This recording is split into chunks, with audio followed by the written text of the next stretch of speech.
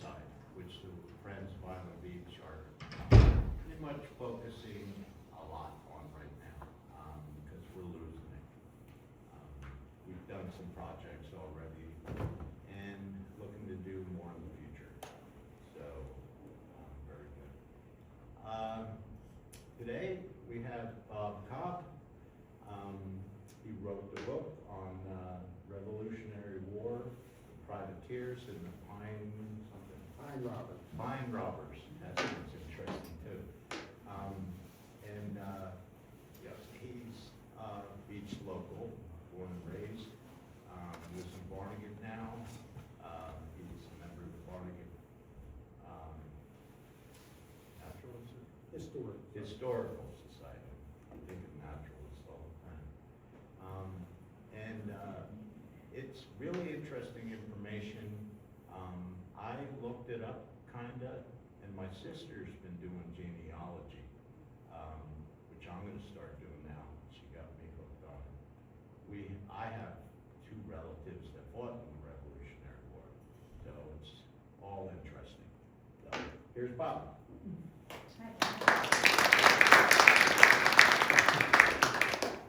Well, it's great to be here and talk to you all about privateering in New Jersey during the American Revolution, 1775 to 1783. This is just going to be a brief introduction, but if you want to find out more, you can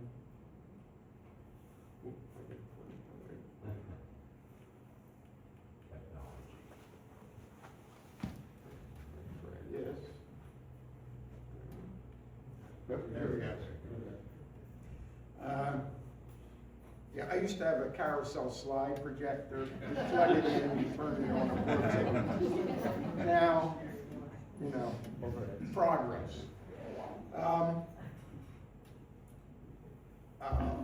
Last year I wrote this book, Privateers and Pine Robbers during the American Revolution, coastal New Jersey during the American Revolution. And it was the culmination of many years. If you ask my wife how many years it took me to collect all this information and finally write a book about it, she'll probably say 40, 50. It was a hobby of mine to do research in this. I was involved in historical reenactments during the bicentennial. And that's when I got interested in doing research on privateering and pine robbers.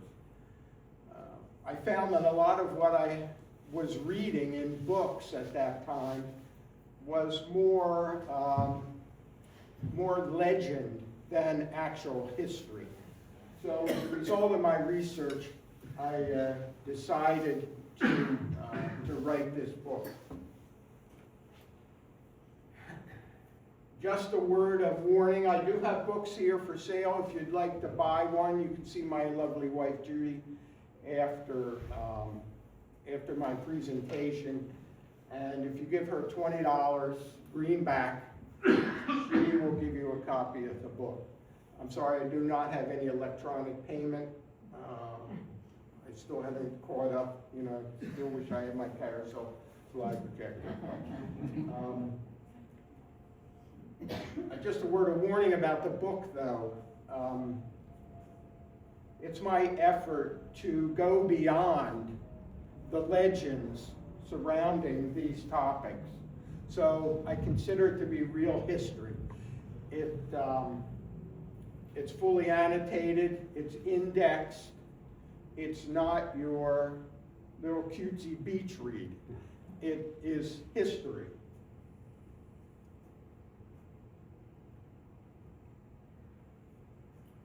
So privateering in New Jersey during the American Revolution, I'd like to share with you today a few of the things that I learned along the way in my research. Push the wrong button. See, I wish I had my slide. Now, right off, I want to sort of address something that's my pet peeve, and that is historians who equate privateering with piracy. Were privateers pirates? No, they were not, and I'm going to hopefully explain that to you as we go along. Another one of my pet peeves is when people say that privateers were legalized pirates. First of all, this is an oxymoron. You can't be legal and be a pirate at the same time. And it's still, the phrase still tries to equate privateering with piracy.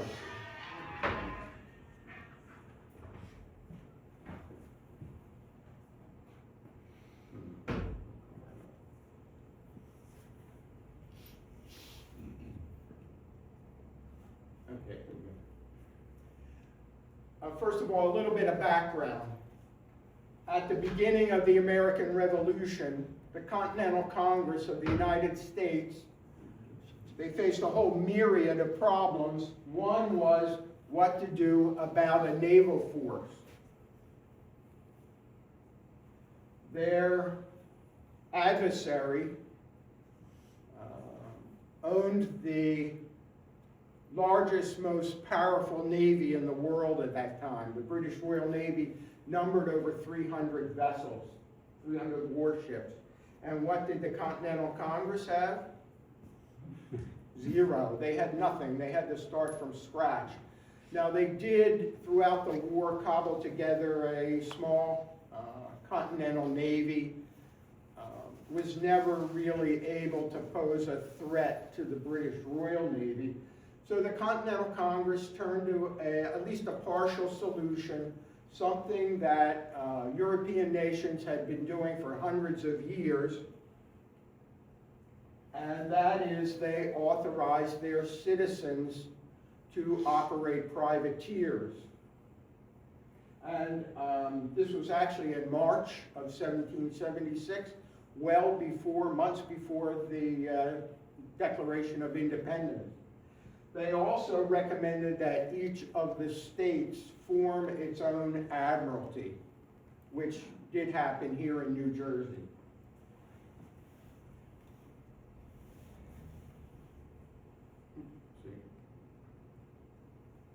Okay, what is a privateer? It's an armed ship owned and commanded by private individuals holding a government commission and authorized for use in war, especially in the capture of enemy merchant shipping. And the emphasis underneath private individuals and government commissions is mine. You'll see how this is important as we go along. You also might hear me mention today something about prize ships or prize cargoes. It's simply privateering nomenclature for a vessel that is legally captured by a privateer.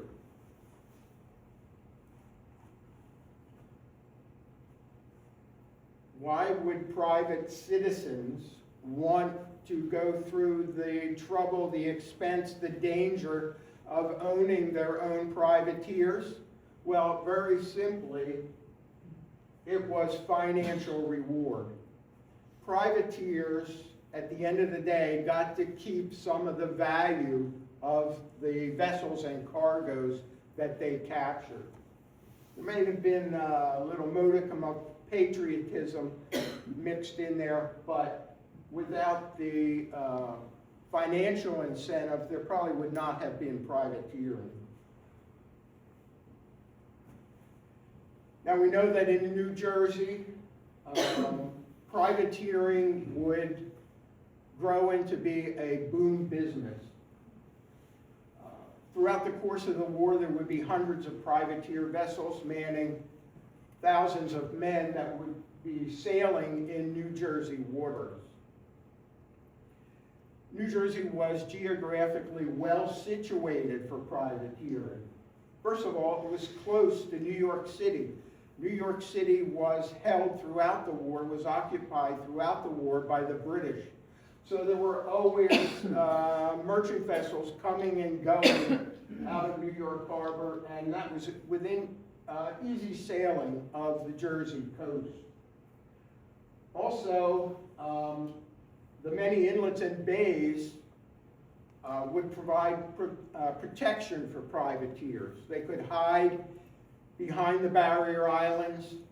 When a British ship was spied offshore, they could sail out, hopefully capture that vessel, and quickly return with it into shallow water where the larger British warships could not follow. There was also a definite Philadelphia connection to privateering in New Jersey. The majority of the privateers operating in New Jersey waters were owned by Philadelphians, Philadelphia financial interests. And this is not surprising because South Jersey was, had been for a while in the economic orbit of Philadelphia. Now, the New Jersey shore in the 18th century was a very different place than it is today. I have to point that out. Some people aren't aware that during the 18th century, there was, on the barrier islands, there was no mini golf, there was no casinos, no boardwalks, no resort towns whatsoever. Most of the barrier islands were uninhabited.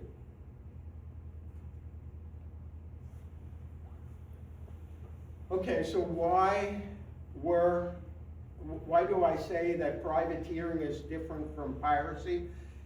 After all, they're both out on the high seas, they're both capturing vessels for financial reward. How are they different?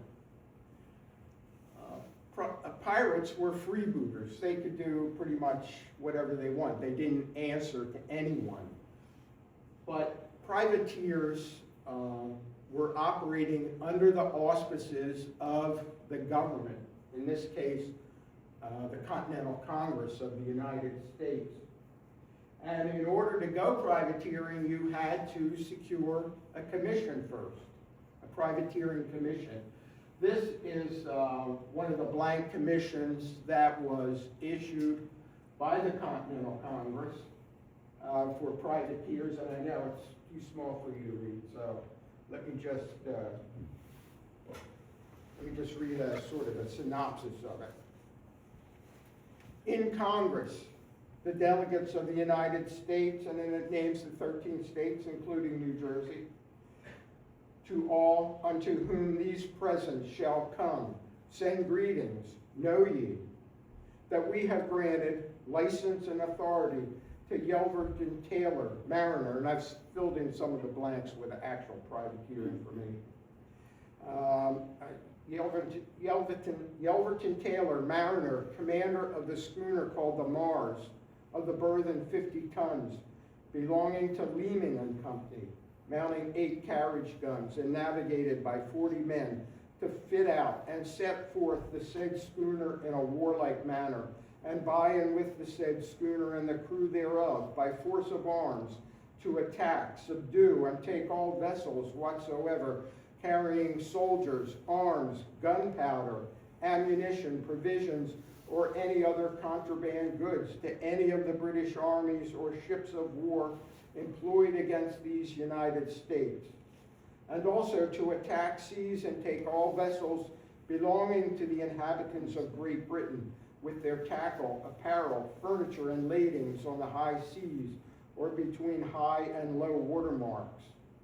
And the said vessels, so apprehended and as prizes taken, to carry into any port or harbor within the dominions of any neutral state, or any port within the United States, in order that the courts there instituted to hear and determine cases civil and maritime may proceed to condemn the said captures. The said Yelverton Taylor, having given bond with sureties that nothing be done by Yelverton Taylor or any of his officers, marines, or company contrary to or inconsistent with the usage and customs of nations, and that he shall not exceed or transgress the powers and authorities contained in this commission. Dated at Trenton, New Jersey, March 7, 1778, by order of the Congress, Henry Lorenz, President. So the commission yes, it gave the privateers the authority to attack enemy ships, but at the same time, it restricted who they could attack. In this case, they could only attack ships belonging to Great Britain. And it also ensured that they would follow the normal conventions of naval warfare. And in order to get a commission, you had to post bond money. At the beginning of the war, the amount varied depending on the size of the vessel, but by the end of the war, you had to post bond of $20,000 in order to get a privateering commission. Now, the Congress sent out these blank commission forms to the various states, including New Jersey. So to get one in this state, you would have to go see Governor William Livingston, and he would look you up and down and make sure you just weren't some old scallywag. And once you plunked down your bond money, he would issue a privateering commission to you. Now, the commission was also important because if you were caught on the high seas taking other vessels and you did not have a commission, you would be considered a pirate and you would be quickly strung up from a yardarm. Now, another thing that distinguished privateering in New Jersey was the fact that New Jersey had an admiralty. And privateering was governed by a set of laws, rules, and regulations that had been formulated by the New Jersey legislature. And you see here one of the official seals of the Admiralty of New Jersey, used on legal documents. I actually found this image on eBay. Somebody on eBay has this seal for sale for $6,000.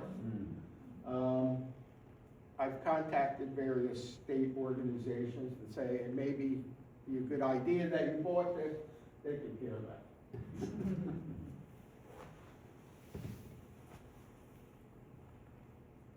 So how did the Admiralty operate? These are only a few of the rules and regulations that privateers had to follow. Only the Admiralty was authorized to dispose of captured vessels. When the privateer captured a vessel, it had to, in a sense, turn it over to the Admiralty for safekeeping. And they weren't allowed to, privateers were not allowed to alter the vessel in any way. They couldn't take out any of the cargo. They couldn't sell anything until it had been authorized by the Admiralty. And when they brought a vessel into port, within 8 days they had to report that capture to the New Jersey Admiralty.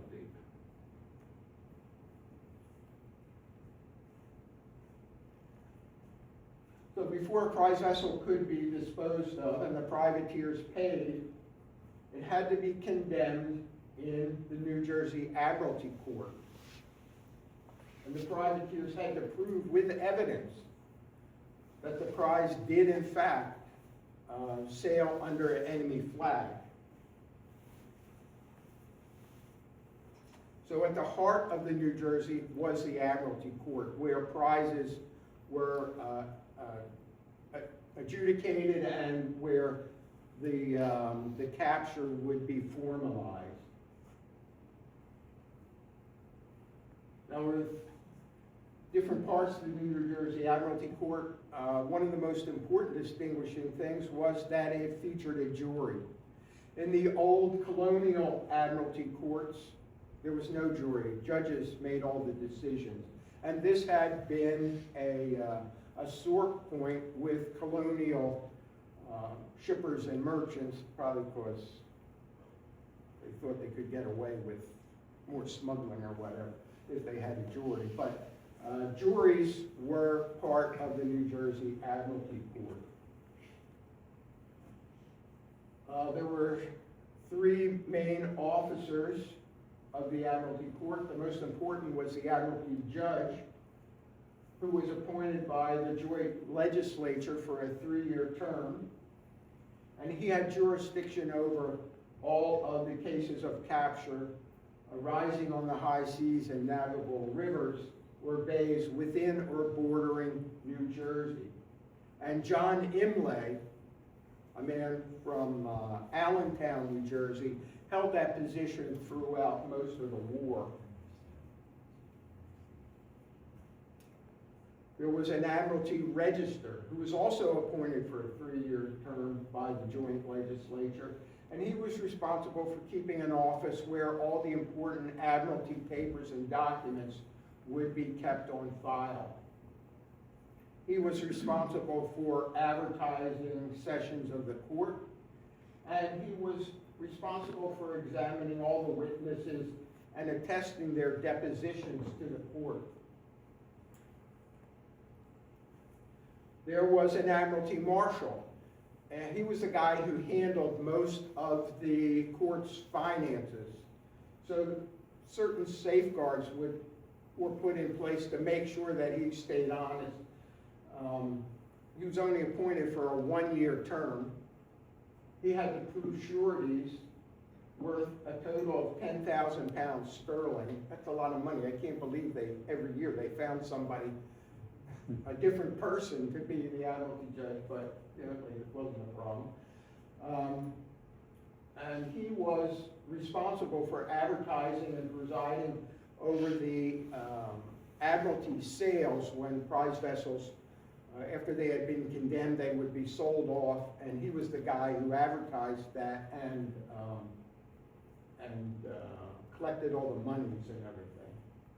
And of course, as a marshal, he was also responsible for serving legal notices, legal writs, and for summoning the juries that were used in the Admiralty Court.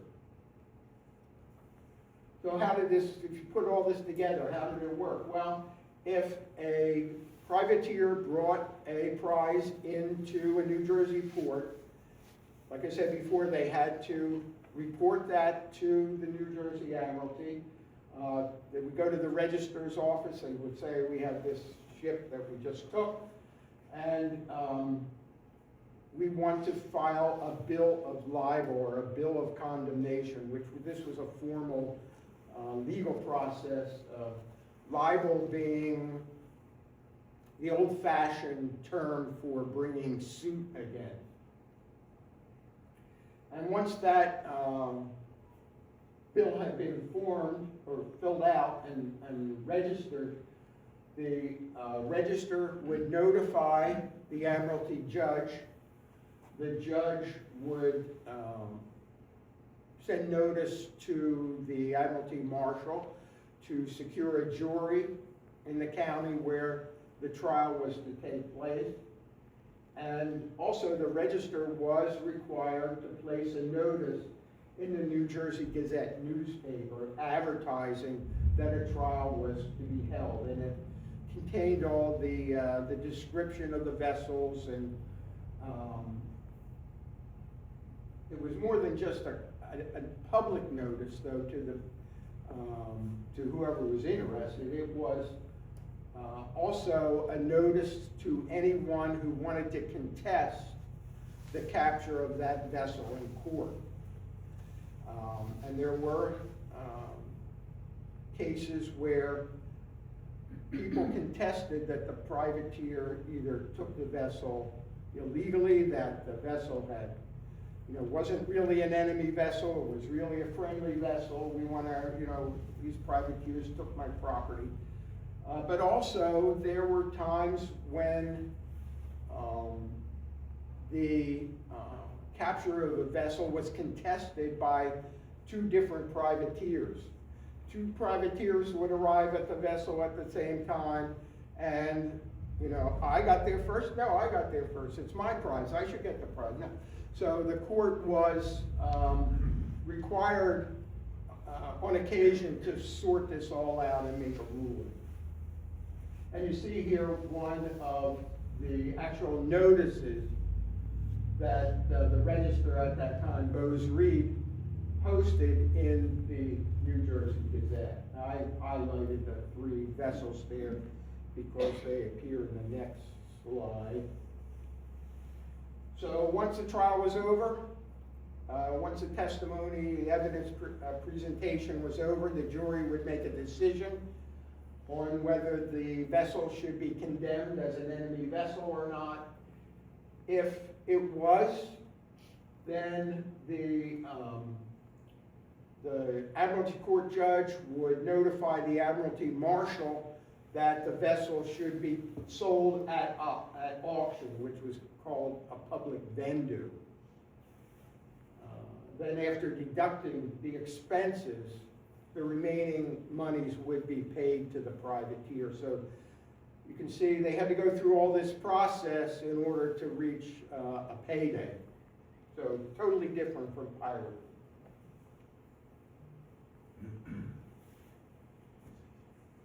However, there were occasions when the jury would say, oh, privateers, you messed up. This was really not an enemy vessel.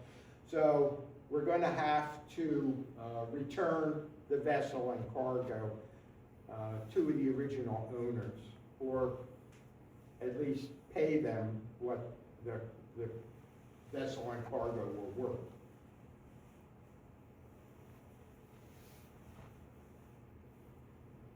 Now, either party had the right to appeal the verdict of the New Jersey Admiralty Court, or any of the state Admiralty Court. The Continental Congress set up a special court of appeals in cases of capture in order to hear these cases coming from the state Admiralty courts. Unfortunately, all of New Jersey's Admiralty Court records have been lost, except for like the public notices and those things. However, within the papers of the Court of Appeals, there are 14 cases that were appealed from New Jersey to the central government. And some of these are very sketchy, others very detailed. So it gives a good insight into how New Jersey's court actually operated. Now, privateering was as much a business as it was an act of war. So I'm going to shift directions here a little bit. I'm not going to talk about the legal part anymore. Talk about some of the other aspects of privateering. It was definitely a risk versus reward kind of business, however. You had to get a vessel, buy a vessel. You had to outfit it as a privateer if it didn't already carry guns, or it might need new sails. It might need to be fixed up some before you could send it out as a privateer. You had to hire a crew. You had to get a captain, and it was a big investment. Well, if you sent your privateer out and it was captured by the Royal Navy, or it just couldn't find any prizes, you were going to be out a lot of money. So most privateers were owned and operated by companies. A group of men would get together, or an established merchant house would get men together, and they would pool their money, and they would raise a certain amount of shares, so that if your privateer came to woe, you weren't going to lose everything. You would just lose that particular part that you had invested.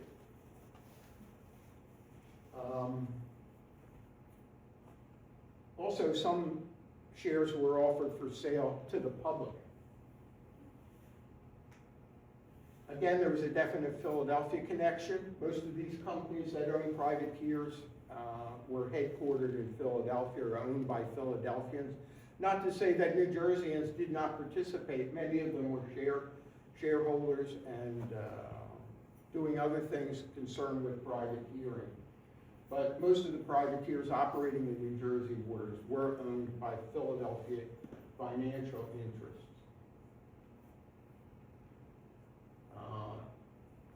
One interesting story I found was the story of Stephen Girard,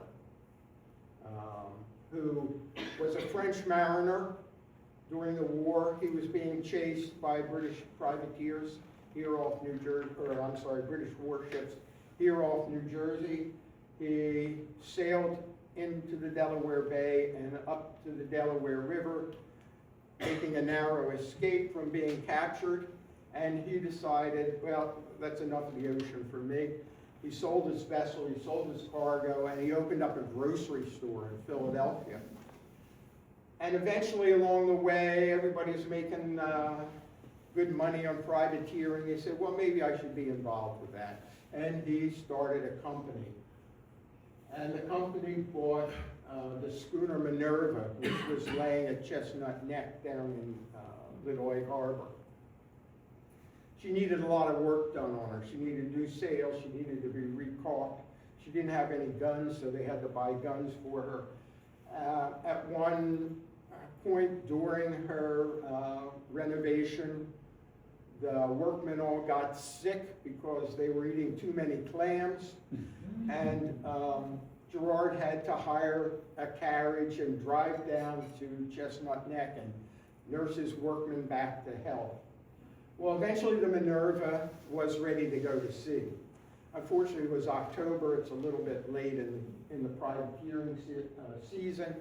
But the Minerva sailed out of Little Egg Harbor to promptly be caught in a series of strong storms, which pushed her way south to Virginia. Now, along the way, they did come across a derelict schooner named the Barbary. They found some corpses on board. They got rid of them. They patched up the Barbary and put a prize crew on board and sent her back to Philadelphia. Unfortunately, the Minerva was not so fortunate. She made Virginia, but she was caught in the ice. It was a very cold winter. She was caught in the ice.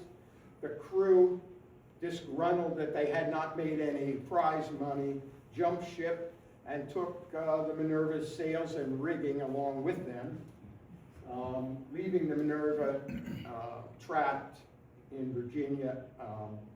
Girard had to send more money down to the captain to fix her up and sail her back. Unfortunately, along the way, the Minerva was caught in yet another storm, very ill-fated vessel, and this time she was wrecked for good. Wow. However, Girard, back in Philadelphia, purchased the Barbary for himself, patched her up, and sent her out on trading missions.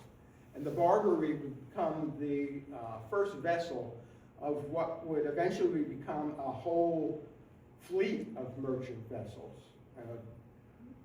Girard became one of the richest men in U.S. history based on this merchant fleet. He was a banker. He was financed the government's war effort during the War of 1812.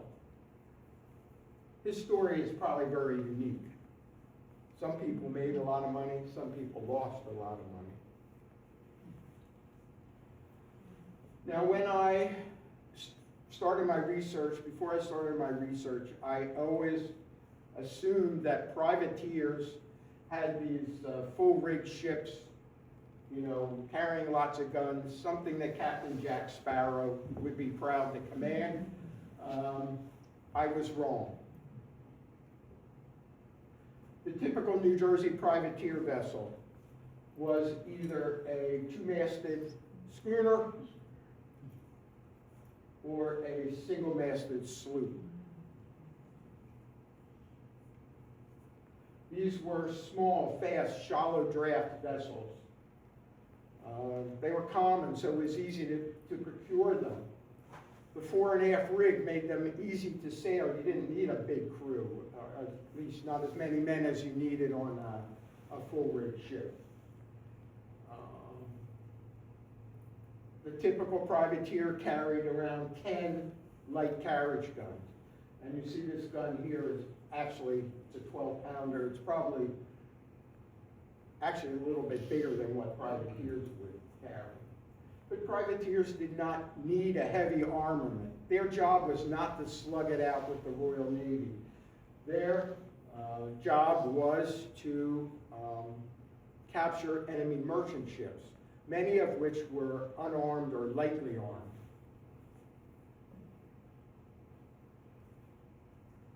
Now that's not to say that privateers did not sometimes engage in combat. The British started to arm their merchant ships, especially the ones that were under contract with the government. They were required to arm them. In some cases, the British government paid gun money for merchants to arm their ships. And eventually, the British in New York started to send out their own privateers. So there were occasions when there was combat. In fact, some of the signal ship-to-ship combat that took place during the American Revolution involved privateers. I'll read you just a short account of one of those. This was published in the Philadelphia, Pennsylvania Gazette in February of 1779. Extract of a letter from Captain Douglas of the schooner Hunter to his owners, dated Egg Harbor, February 9th.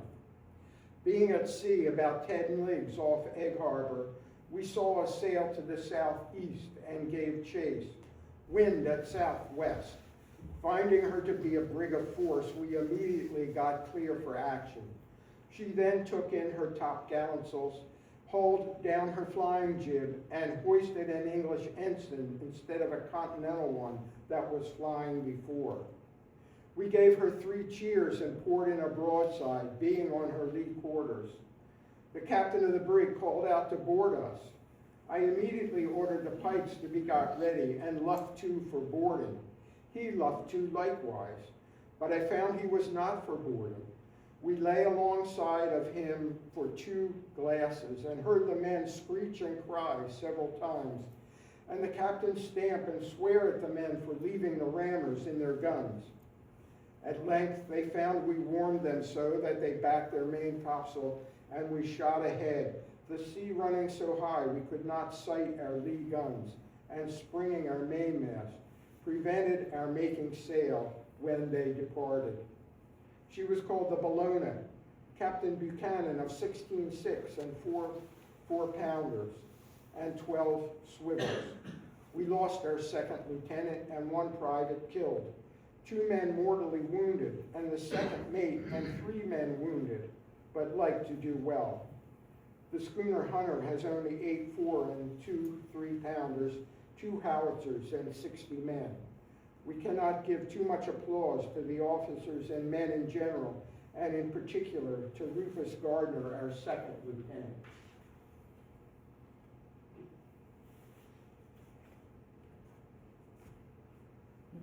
So you not only had to get your vessel, your commission, your financing, you also had to procure a crew. Now, it's difficult to find individual accounts of people who served on board privateers for various reasons, but we can make some generalizations. Privateer crews were larger than what you would find on a normal sailing vessel. You had to have extra men to work the cannon, and you had to have extra men to form prize crews. If you captured an enemy ship, you secured the original crew below deck, and you put some of your own men on board to sail it back to port. Prize crews, or privateer crews, were probably very highly motivated.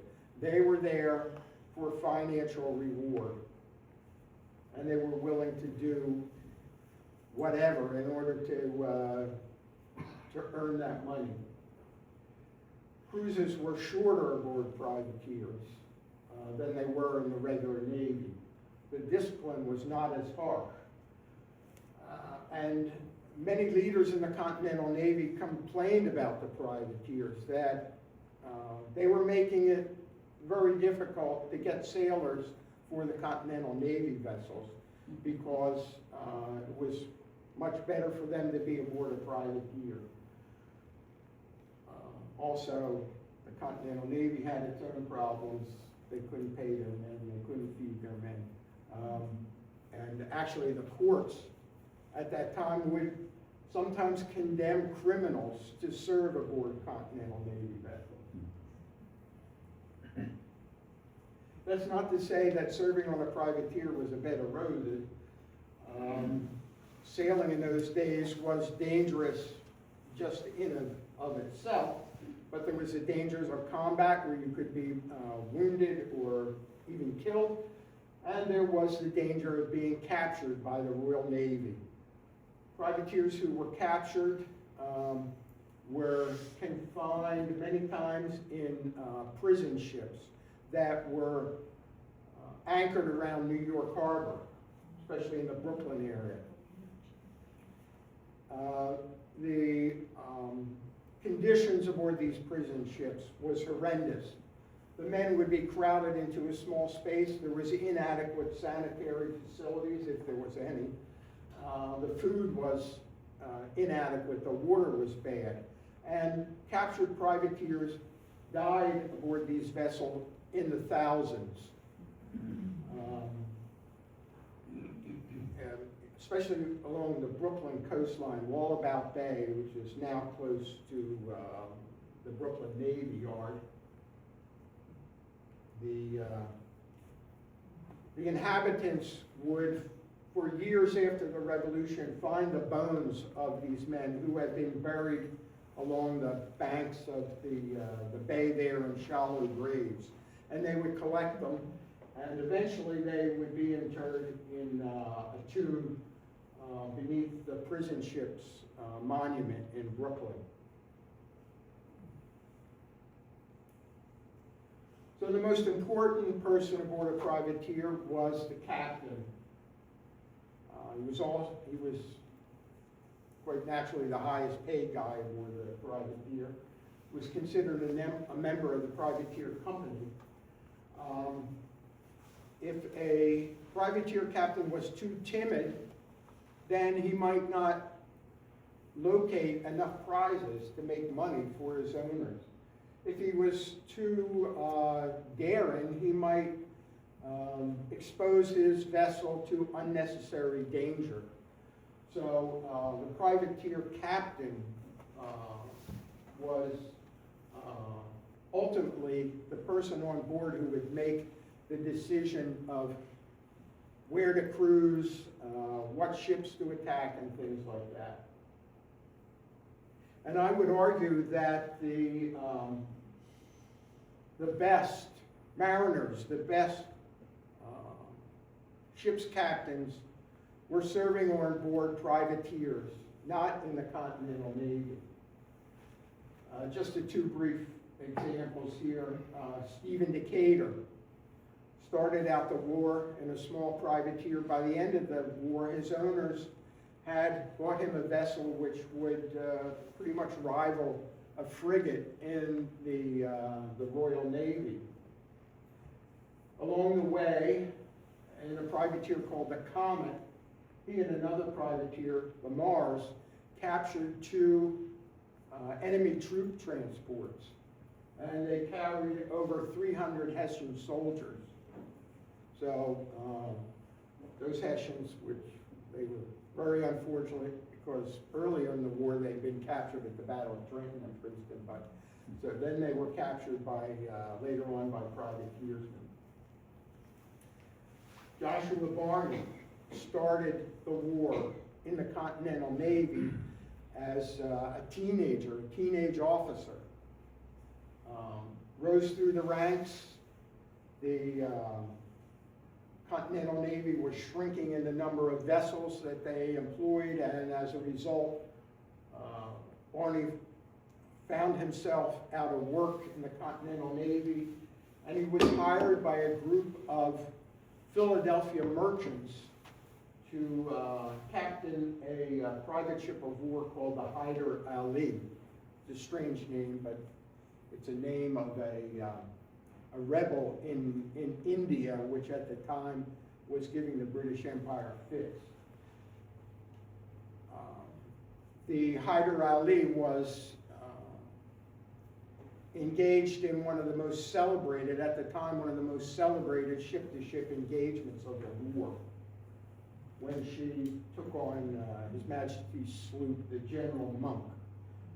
The Hyder Ali had been sent down the river to guard a bunch of Philadelphia merchant ships which were anchored in Delaware Bay, when suddenly 3 enemy warships appeared in the bay.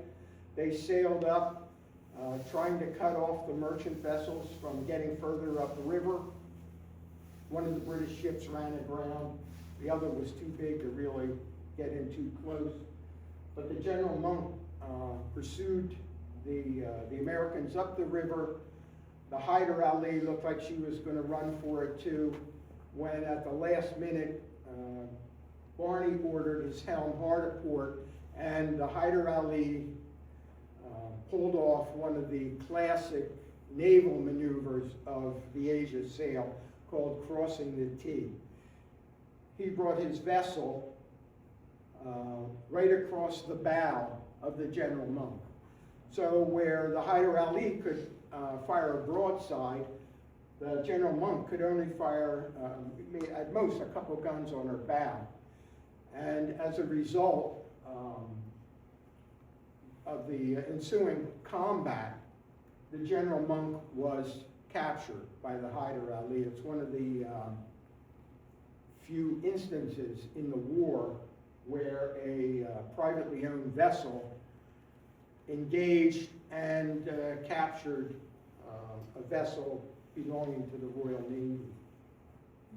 The Philadelphia merchants were so appreciative of Barney's efforts that they gave him a Sword of Honor, which he got another one in the War of 1812. But he was quite a guy, Barney. I think I'm going to wrap it up there. I think I've been talking long enough. Does anybody have any questions that they would like to answer? Yes.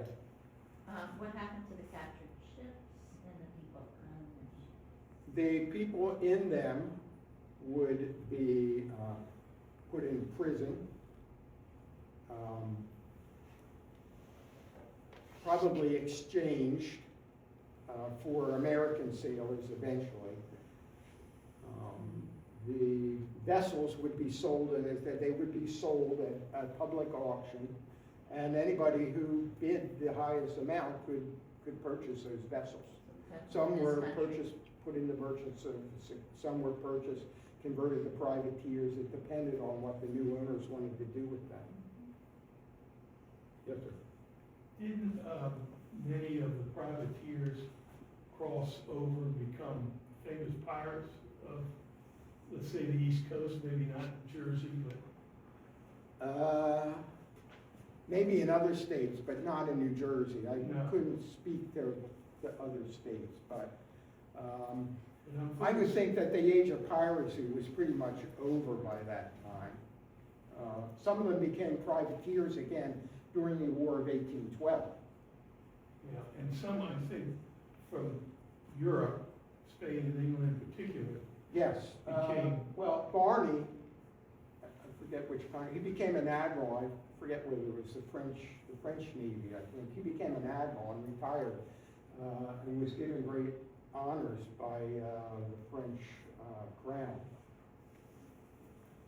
John Paul Jones, I think, became an admiral in the Russian Navy, if I remember. Yeah. Any other question? Yeah, just a comment. Tom's River was involved in a lot of commerce along the eastern seaboard because of Cranberry Inlet. Yes. Were privateers coming in? At the beginning of the war, yes, but Tom's River was a little bit too close to New York for comfort. The British could, easily sail down and station ships off Tom's River. And it was a little bit easier to attack overland also. So where were the major ports that the privateers sailed out of then? The major one in New Jersey was the Little Egg Harbor area, Chestnut Neck, Yeah. the forks of the Mullica River, those places down there. A little bit further away than Tom's River, plus you had to go through this winding channel to get to it. It's a little, the natural defenses were a little bit better. That didn't keep the British from attacking it, because in 1778, the British did attack Chestnut Neck. They burned the village to the ground. It may have been a tactical success, but strategically, it really didn't do that much to stop privateering. Anything else? Okay, well, thank you very much.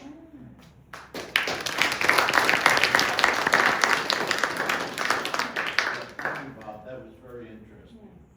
And, Thanks, Bob. I'll be getting into genealogy now, my sister. And I think it's really important, to learn about our ancestors, where we come from and what we did. With that, we have coffee, tea. And next week, we have, I forget who it is. Shipwrecks? What is it? I think that's right, yeah. Yeah. And that should be very interesting too. After that, we have master gardeners. Real important, they'll talk about native plants and invasive plants of the island. And then for the last one, don't have anybody yet, but we'll get somebody. So I thank you all for coming. I love this. One question for Bob, just we never get into the pine robbers part of this. No, it's a whole different. Gotcha. I will be speaking at the Ocean County Historical Society about the pine robbers. Pine robbers is probably the thing I get asked about the most, actually. Even people who live in the pine barrens, they come up here, what's a pine robber? Yeah, the Ocean County Historical Society is really great. You ought to stop in, they have a lot of museum stuff, and they have a lot of information. And the Monmouth County Historical Society, the same thing. More so with the Revolutionary War, because Battle of Monmouth was there. And a lot of information, there's the Tennant Church in Monmouth County. I have relatives buried in the Tennant Cemetery. And it's all very interesting. Gives me something to do on Sunday afternoon. So, all right, thanks so much for coming, and enjoy your day.